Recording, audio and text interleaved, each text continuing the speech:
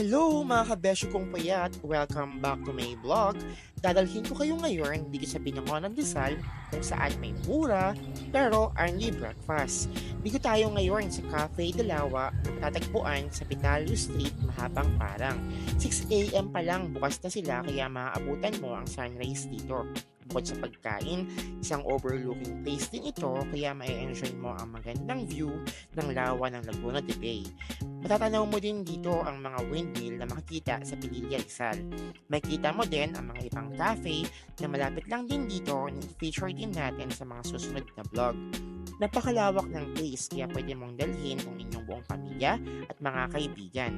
Napaaga nga ang aming dating kaya naghintay muna kami na maluto yung mga pagkain para sa Andy Breakfast. Sa halagang 99 pesos, meron silang fried rice, egg, dilis, longganisa, fried talong, okra, salad, adobo, chop suey, at lugaw. Iniiba-iba din nila ang menu tulad last time may laing, gatang langka, champorado, at sopas para hindi magsawa ang mga tao. Sa 99 pesos mo, busog ka niya para sa isang breakfast ng isang nasa ordinaryong antas ng mamayang Pilipino tulad ko. Char! May free coffee at soup na din pala ito.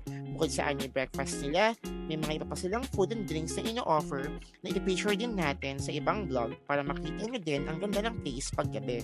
Open sila hanggang 12 ng madaling araw.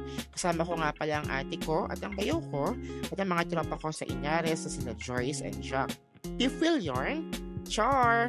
Shout out! Punta na kayo dito sa Cafe Dalawa. For more kainan at pasyalan, please like, share, follow, and subscribe dito lang sa Joshi TV.